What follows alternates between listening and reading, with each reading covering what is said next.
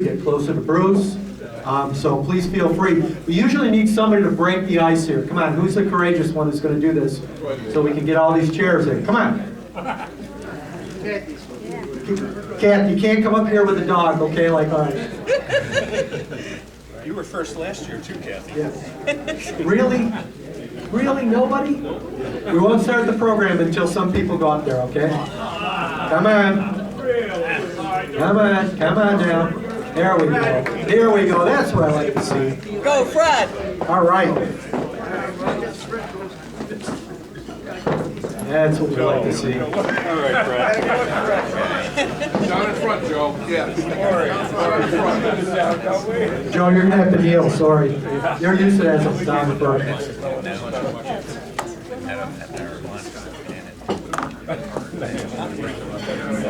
Actually, Ryan's going to be around. Ryan Brecker, Doc Brecker is going to be around to collect your cards here as we get going on. So. All right. Okay, well, again, it's really my great pleasure to have Joshua Snyder here tonight, and also have Bruce the Bat Dog, and we're going to have a great conversation here with both of them.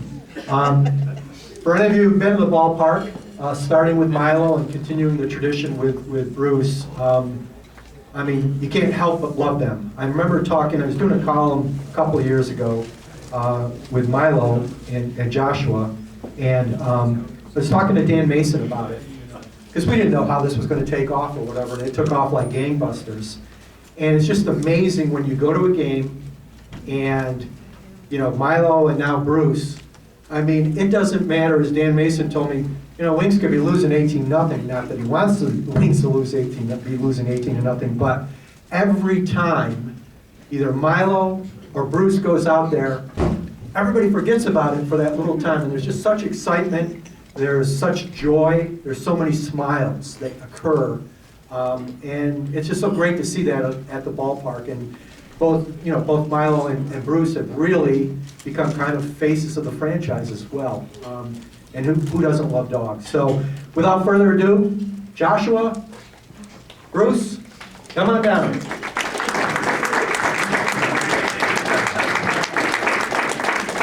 He doesn't go after microphones, does he?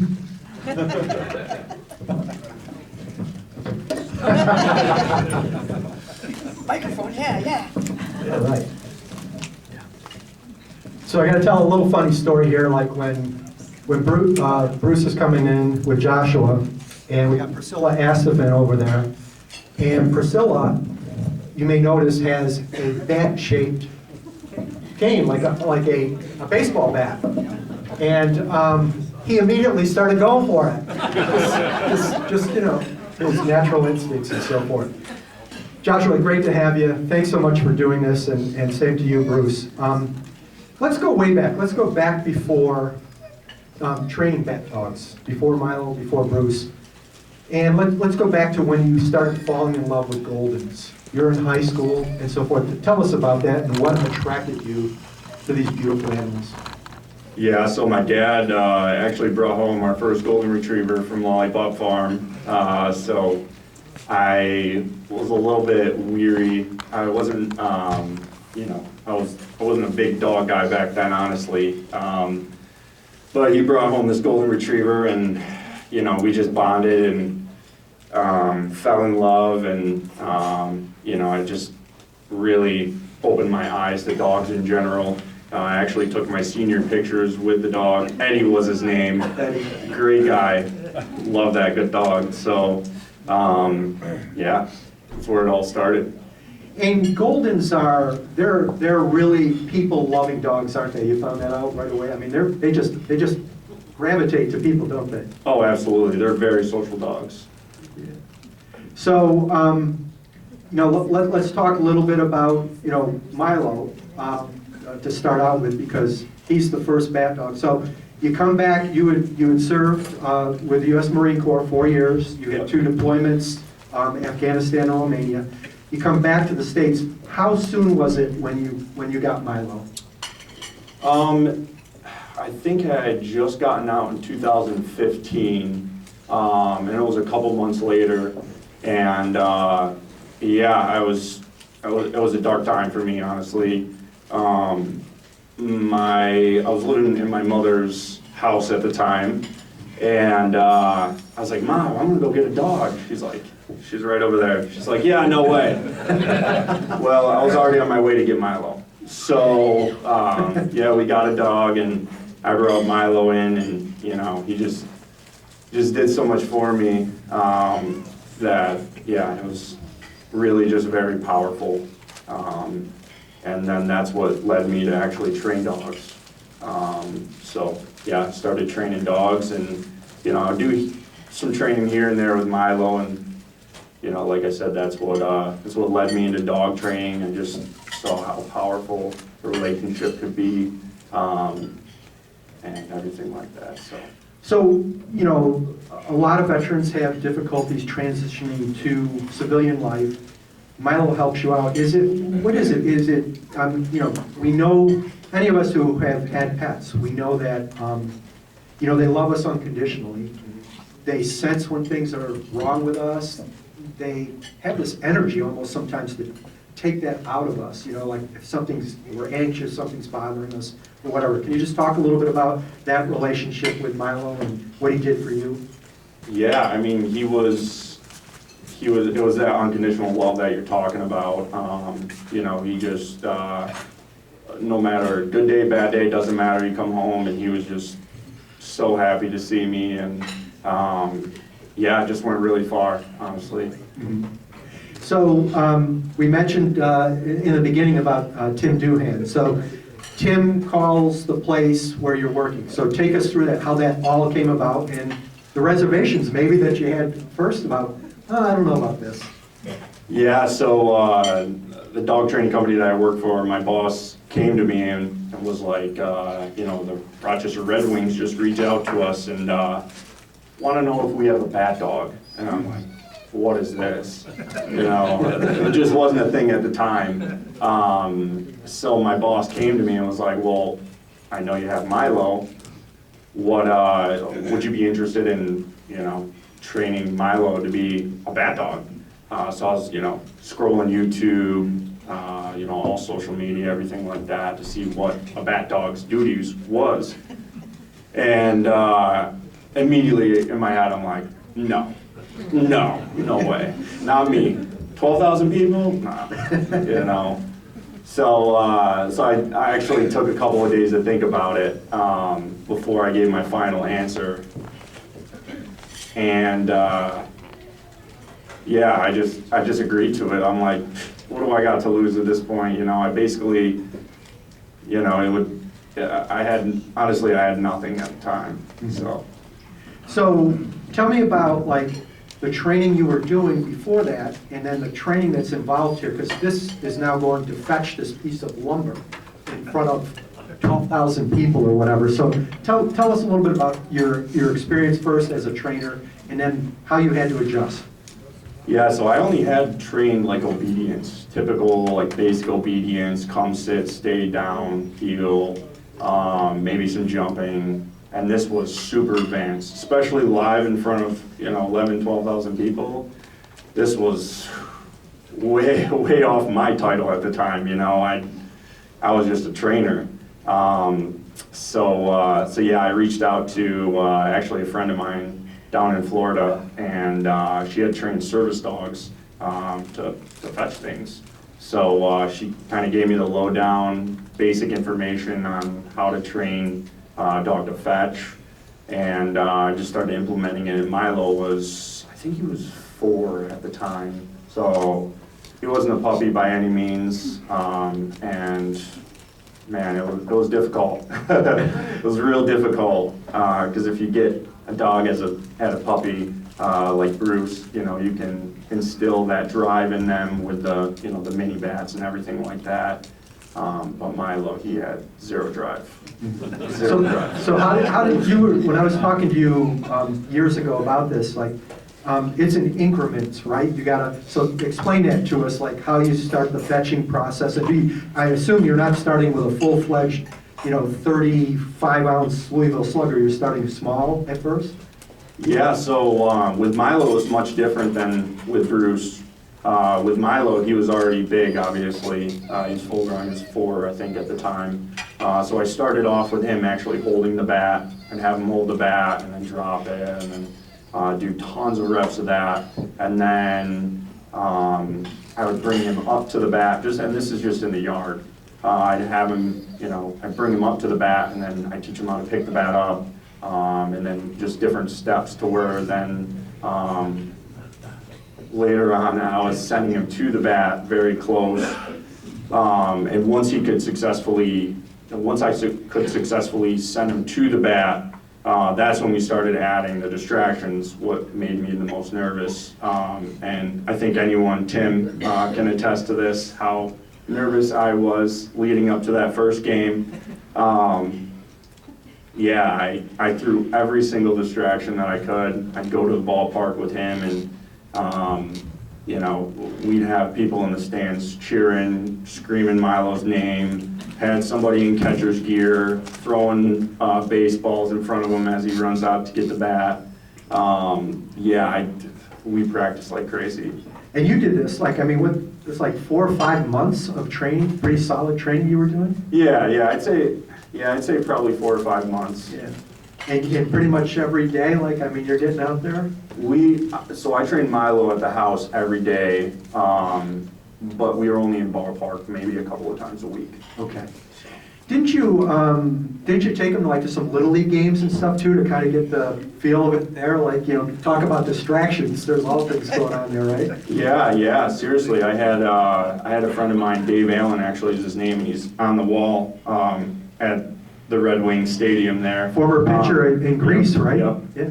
So I didn't know at the time, very humble guy. But yeah, I was like, hey Dave, can I steal your kids for a second? I need to train my dog to fetch his bat. So we went to several Little League practices, and he'd be practicing with the kids and having them swing the bat, and then he'd throw me a wooden bat to the side, and it was super helpful. So I'm grateful for Dave.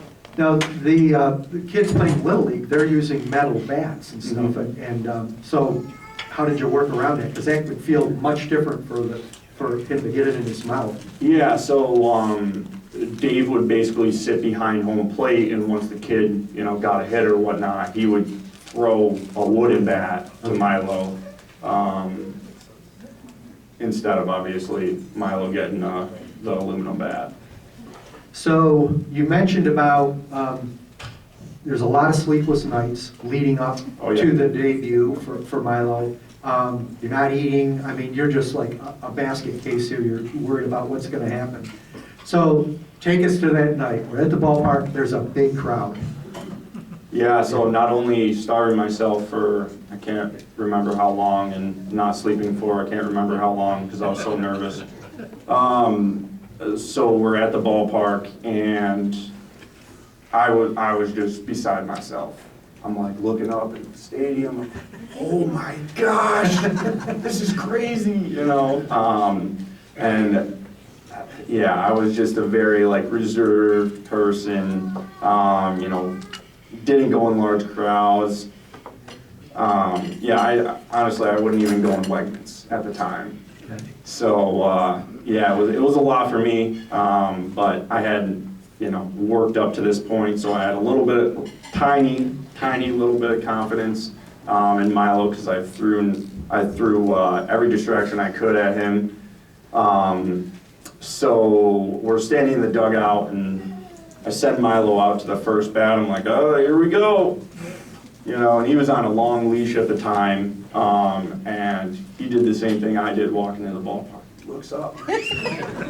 Nope.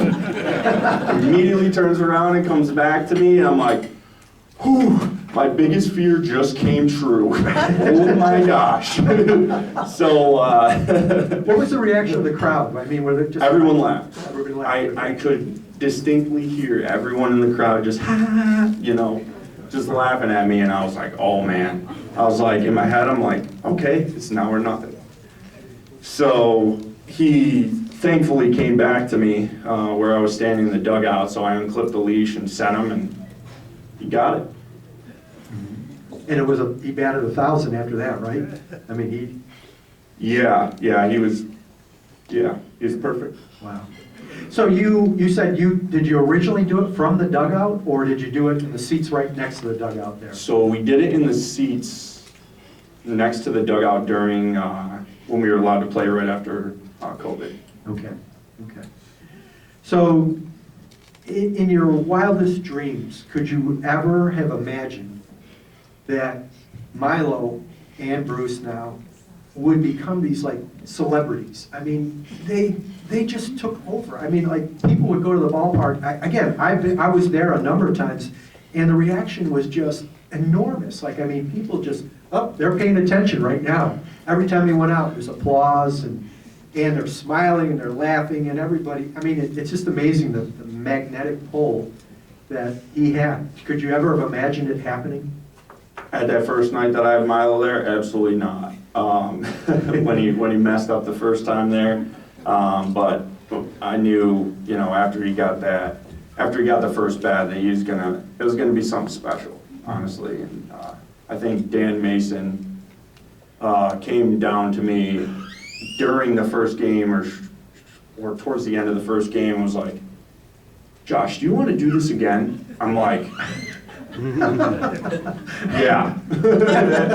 So yeah, and then it was kind of like it was a tryout at the first game. I think we're just Tim Doohan was just trying to see where it went and see how successful or not successful it was gonna be. Right. So it became incredibly successful, and all of a sudden, Milo's image is on baseball caps and T-shirts. There's a bobble-tailed doll. He's doing appearances, and people are having their pictures taken with him. Yep. Tell me about all that. Like, all of a sudden, he's become this big celebrity. Yeah, it was really surreal. Both Bruce and Milo. Still to this day, I could be walking in the stadium or down in the dugout, and I look around, and I see all the merchandise. I'm like, wow. So, tell me a little bit. Like before, you were telling me that when I did a column with you several years ago, you were telling me that Milo was a ham too. Like he ate it all up, didn't he? Oh, absolutely. He totally fed off the crowd when he was out there getting the bat. Yeah, he was. Yeah. He definitely fed off, all the cheers and everything like that. And he definitely knew he was something special. So why do you think this combination is so great? We've got people gathering for a baseball game, and we have dogs. And in particular, we have beautiful dogs like these. Like, why do you think the connection is so strong, and why does this work fit like hand in glove? Yeah, I mean, who doesn't love a dog, right? And dogs in baseball, I think nowadays especially, they just go hand in hand. Yeah, it just brings something special to the game, I think, personally. Talk a little bit about then. So how many times did you start doing it? Like, you obviously you're not doing it every night. Tell me a little bit about what did you think was a good number of times to do this when you're working with the Wings on this? So that first year with Milo, I think we did 3 games, and then they gradually increased, in following years and whatnot, until now, it's, Bruce had, I want to say 7 or 8 games last year, and there were a couple encore games in there where Dan would, film in and, hey, you wanna come to stadium, Bruce? Yeah, absolutely. Now I love it. I just love the fans. I love the environment. Obviously love the dogs, and they love it too. So it's incredible. Tell me about players' reactions, because sometimes players are so focused and they don't want any distractions or anything. But I would assume that, they win them over, right? Yeah, I actually meant to take a video of it last year in the little hallway to the dugout. I don't think there's a player that walks by him and doesn't say, Bruce, Bruce, Bruce. So they definitely love it, and I try to stay out of their way as much as I can in the dugout. Yeah, he definitely even if, you know, they get struck out or something like that, you know, shortly after, you know, they'll come up to Bruce and love on him, and it's definitely a little morale booster too, I think. Now, sadly, Milo dies in 2023, and the outpouring from fans, I noticed like on Facebook, was just extraordinary how this touched so many people. And I know had to be incredibly hard, any of us who have lost our pets and stuff, we've lost a member of our family. Can you tell me what that meant to you, to see the outpouring of love from the Rochester community after that happened? Yeah, it was incredible. You know, not only everyone coming together to see us at games, but, you know, everybody coming together, and unfortunately, of Milo passing, but everyone coming together once again, and it just was overwhelming with support, and it just goes to show how much, you know, we really did for the community, continue to do, obviously, and I don't plan on stopping anytime soon. So you told me the other day when I was talking to you, you had already started thinking about getting another dog, even before you knew Milo was sick or whatever. I mean, Milo was getting up there; he was like 7 years old, and you wanted to get another golden. So you were already in that process, right, of trying to see about getting a companion dog and somebody who could follow in his paw steps, right? Yeah, I had already been, I was actually going to try to breed Milo, but, you know, there's a bunch of health clearances and whatnot that he would need for, you know, most of the breeders and whatnot. So, yeah, when he obviously got sick, I was just, that kind of was out the window, and I was just really focused on just making him better and getting him better. But before he did pass, I definitely was looking for another dog to kind of, because it would be much easier, in my opinion, to get a dog as a puppy when, and just to watch Milo. You know, they're pack animals, so to have the puppy watch Milo get bats and everything that he, you know, did, it would have been much easier on me, you know, not having to do as much training-wise, so. So tell me how Bruce came about. How that all unfolded. You went on some sites, right? You were on some... Yeah, I was on, I think it was Golden Retriever Forum or something, and I posted on there just that I was looking for a dog. Hey, this is who I am, this is what I do. And a lady commented on there and was like, well, this is who I am, this is what I have, these are my dogs, blah, blah, blah. And it was kind of a meant-to-be situation. So it was, I want to say it was like 6 months after Milo passed. I was like, you know, still down in the dumps and whatnot. And she's like, yeah, we have a litter due September 27th. I was like, what? That's Milo's birthday. Meant to be. Great pedigree, right? Like, tell us about Bruce's pedigree here, his lineage. Yeah, so Bruce's dad is, I want to say, the number one show dog in, I believe, 2021. And then Bruce's grandfather was the number one show dog in 2016. Bruce's dad is on billboards, sponsored by Purina Pro Plan, and yeah, he's a stud. So you mentioned, like, the ideal thing would have been to have Milo as kind of a mentor, so he could observe, and that would have made your life easier in that respect.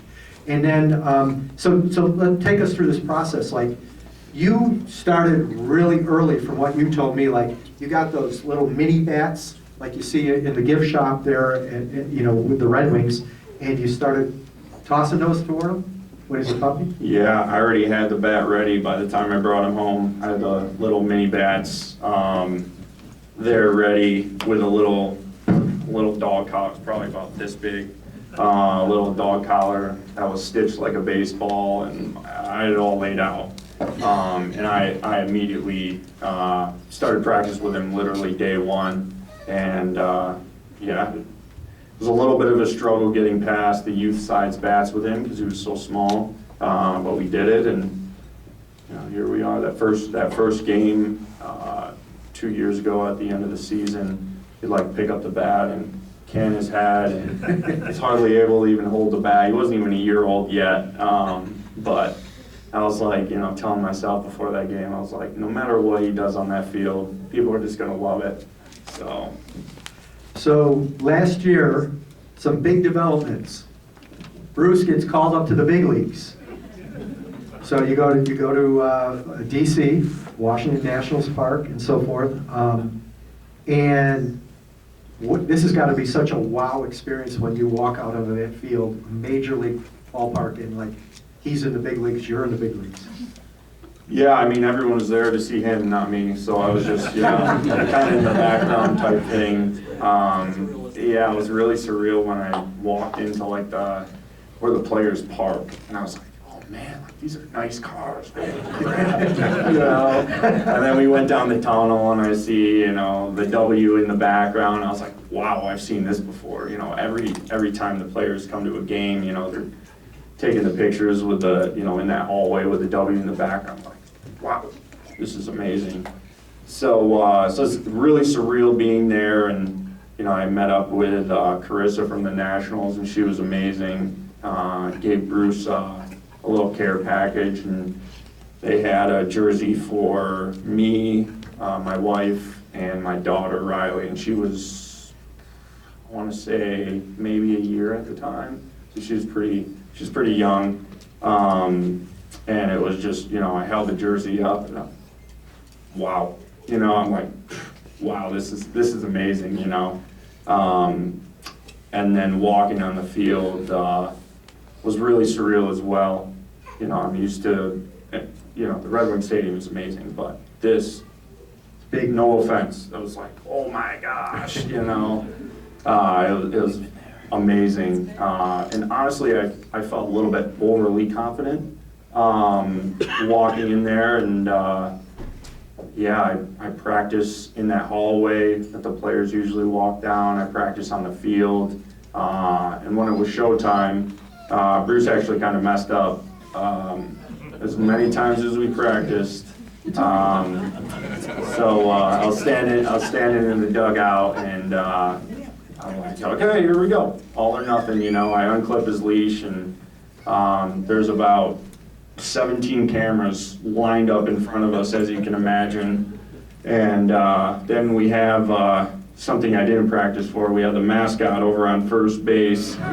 And so Bruce didn't have line of sight to the bat, so he ran over towards the mascot, and I'm like, Bruce, get your bat, And he runs back over and finally gets his bat. He didn't make it to the mascot quite yet, but hey, he got the bat. So that's all that matters. But yeah, it was really surreal, and it was honestly amazing.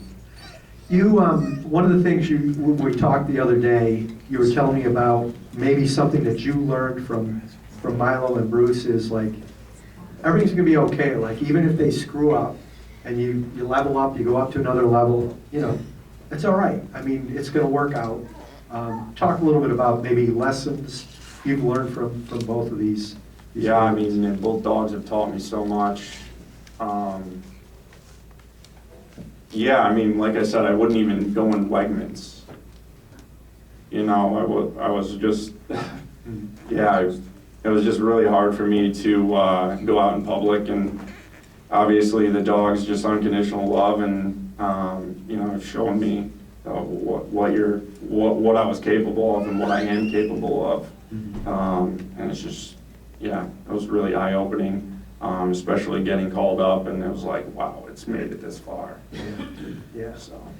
So you also go out, have an appearance on the Today Show, and then you go to the huge, massive studios at MLB Network and so forth. Tell me about the Today Show appearance and how that went down. Oh, yeah, so we get in, we drove there, it's in New York City. We drove there, we got in at like maybe midnight. And I don't know if anyone's been to New York City, but man, there was no grass anywhere, and my dog had been in the car for a long time. So I was walking and you know, just trying to find a park, and finally I found one. And it was a little bit sketchy, if you will, walking around, but yeah, we you know, woke up the next morning and rehearsed before the Today Show, and of course, right before we went on air, they're like, "Oh no, we're gonna do all this stuff different." I'm like, "What? Like, what was the point of rehearsing?" So, so that obviously anxiety was spiked at that point, but yeah, it all worked out, and you know, going on there was another surreal, you know, just a surreal thing. Like national live TV. I was like, oh my gosh, I hope I don't say something dumb. You know, I hope I don't, you know, do anything. But yeah, and then, you know, Bruce got a bat on there on live TV, so that was pretty cool. And then almost knocked over the anchor Dylan. I don't know if anyone's seen the highlight of that, but she was asking for it. She went down to a knee. Never go down to a knee with this guy. He'll try to take you out or crawl under your skin, one or the other. So yeah, I was, you know, it was definitely successful, you know, in that regards. And you know, Maury was actually there, and you know, he was like driving us around, and it was amazing, honestly. You know, and then we went to the MLB Network after that, and that was, no offense to the Today Show, but that was incredible. That was incredible. They have a whole facility there, and yeah, we like walk in the door, and you know, everyone's coming out to see Bruce. Oh, we love having back dogs here, this and that. Bruce is like losing his mind. You know, at one point we were rehearsing to go on air, and I look over, and one of the anchors, I brought my wife and my daughter, and one of the anchors were there, like crawling around on the floor with my daughter. I'm like, this is awesome. This is incredible. These are incredible people here. So, you know, Bruce obviously was eating it up. So yeah, and then they toured us around their different buildings and their complex there, and they have an indoor wiffle ball court that was incredible. Bruce fetched many bats in there, and yeah, I took a lot of videos, and yeah, everyone just loved when we would go around to the, you know, the different departments and whatnot, social media department and other departments, and everyone would just stop what they're doing and, you know, give Bruce love, and, you know, it just boosted everyone's morale, and it was nothing like that. I just love to see that. That's great. Well, let me get to some of these questions here, and this is one I second here. Thanks for your service, Josh. Bruce is the reason that my wife, Amy, and I invested in season tickets to the Red Wings last summer, and will continue this year. Awesome. We appreciate your support. That's the impact that you both have had. All right. Does Bruce have a middle name? No, haven't even thought of one, honestly. I want to follow up on that. Why the name Bruce? Why the name Milo? Milo, I don't really know, honestly. I just like the name. Bruce Wayne, Batman, Bat Dog. Yeah, it's corny, I know, right? Yeah, okay. How old is Bruce? He's 2.5 now. Okay. How did you decide when Bruce was ready to work games? When did you reach the moment, you're ready, kiddo, let's go? So his first year there, he would bring the ball out in a basket. I think he did it twice, and just to get him used to all the ballpark distractions, obviously. So so after that, and you know, when he could actually lift up a full-size bat, that's when I knew he was ready. And all the practicing within reason that I did with Milo, I pretty much did with Bruce.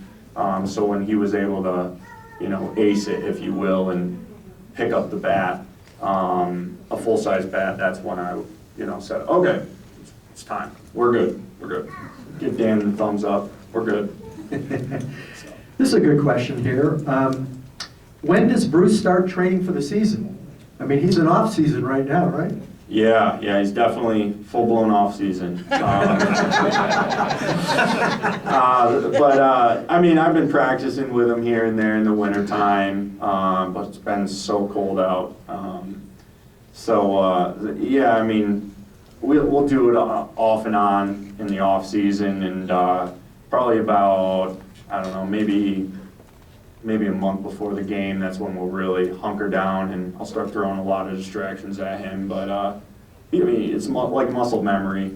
So once he does it once, for a full season, getting him back to that point doesn't take as much as initially teaching him with all the distractions and whatnot. Will you go, Josh? Will you go to the ballpark like beforehand? And here we got to go back to our regular setting. So this is all familiar to you again. Oh yeah, we usually go to the ballpark. I try to go at least once a week. Okay. Just keep it in mind. Yep. Okay. Yep. Just to get him fetching the bat from around the same spot, where we stand, in the dugout around the same spot, all that good stuff. What was the most heartfelt experience that you've had with Bruce or Milo? Oh, that's a really good question. I don't really know. I've had a lot of them, honestly. Just seeing the impact that we have on the community, the donations that were made, and seeing how people come up in those meet and pet games and love on him. It's amazing. I love it. I absolutely love it. And of course the cheers. When the dog runs out on the field, there's nothing like that. I love that. So just a matter of everyone coming together and cheering for Bruce, or coming together and sharing stories of maybe Milo or Bruce. It's all amazing to me. Another thing I noticed here tonight, Josh, was a lot of people coming up to you with dog stories or whatever, or they're going to get a golden or this. I assume you get that an awful lot at the ballpark and stuff. Yeah, definitely. Dogs, Goldens, whatever it is. I get a lot where people are sharing stories and, oh, I had a dog. We just lost our dog, and then they'll love up on Bruce or Milo more. And it's just, I feel like I'm helping them heal. You know what I mean? So it's a really wholesome moment. You mentioned, and we mentioned at the start here, that one of the really nice offshoots, besides bringing tens of thousands of smiles to people's faces who go to the ballpark, there's that philanthropic thing to causes that are obviously close to your heart. And so, talk a little bit about that. I mean, this makes it even, that's the cherry on top of the sundae, I would imagine. It's nice that all this stuff he's making people happy, but you're also helping out people. Yeah, definitely. That was my number one thing. When I first started with Milo, that one game, I was like, listen, what charities are we donating to? What nonprofits are we giving back to? That's the number one thing that I wanted to do. And that's just something I'm super passionate about. Obviously, most veterans come or go through a dark time, I should say. So just helping them, get through that, or helping assist veterans in general, is just something I'm super passionate about. And it's just definitely, like you said, the icing on the cake. Okay, what is Bruce's favorite food? Anything? Anything I'm eating, or my daughter's eating, honestly. We saw that Bruce was doing a nice vacuuming over here, the carpet by our table. So. Yeah, he's cleanup crew for sure. What is his favorite treat? Honestly, honestly, I don't feed him too many treats. He loves the ball. That's his ultimate reward. So after he gets the bat on the field, we go down below the stadium and whatnot in the tunnel, and I'll throw him the ball, and that's his reward. When he's all amped up like that, and, at the field and whatnot, he doesn't really have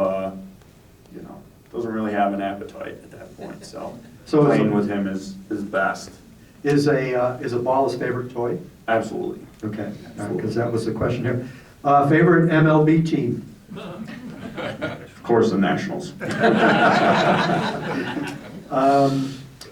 How does Bruce hold a bat without damaging himself? So I taught him, just to hold it with the right, below, I don't know what you want to say, with the right grip, so he doesn't damage it at all.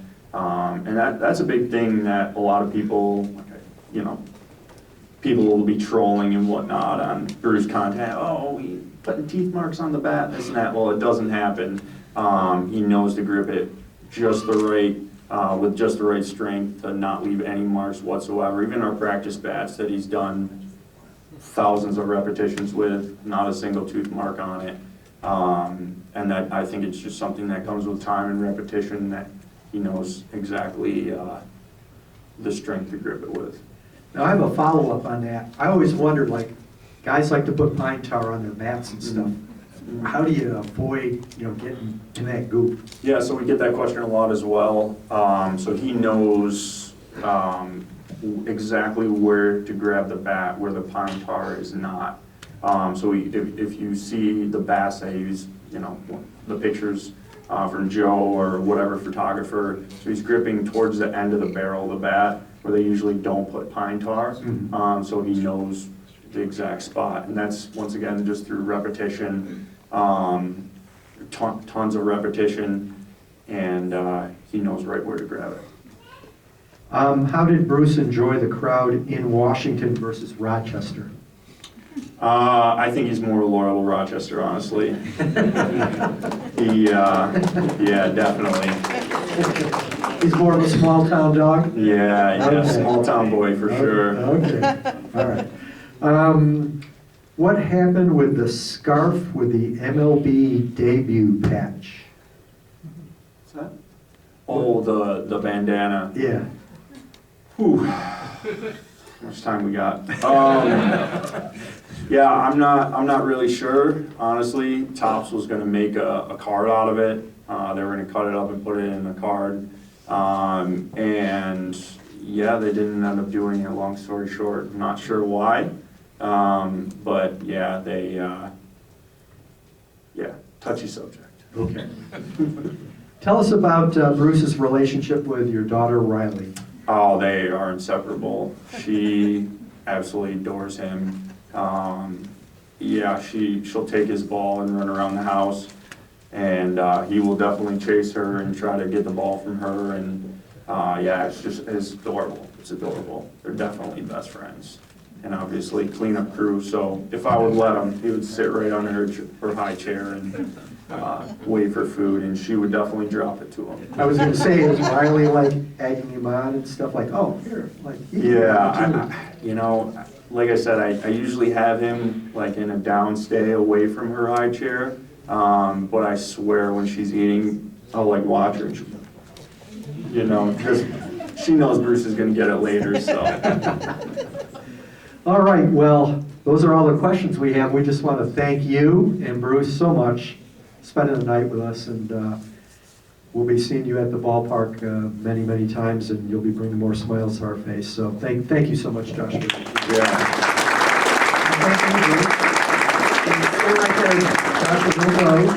We've got a couple of gifts here.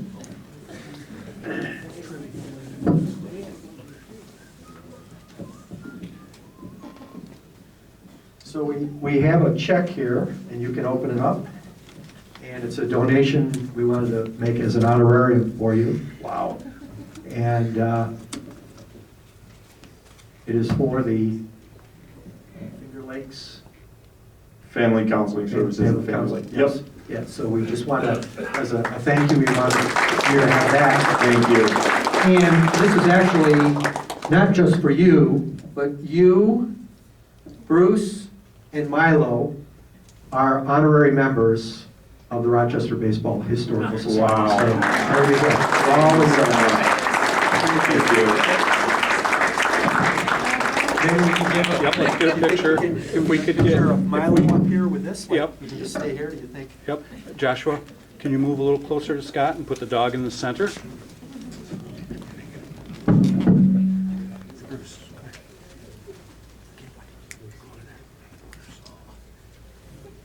There we go. Okay. Bruce.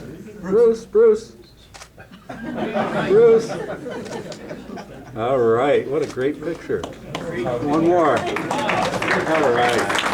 Thank you. You were great. You were great, buddy.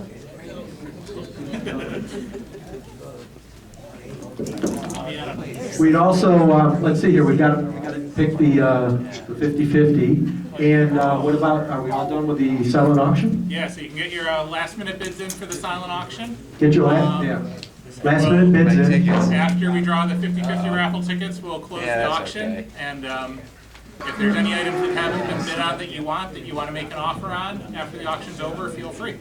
And can we also have a round of applause for the wait staff here? You did another great job for us here at the golf club. So thank you so much, and thanks to all of you for coming and supporting us. We really, really appreciate it. Thanks so much. Safe drive home.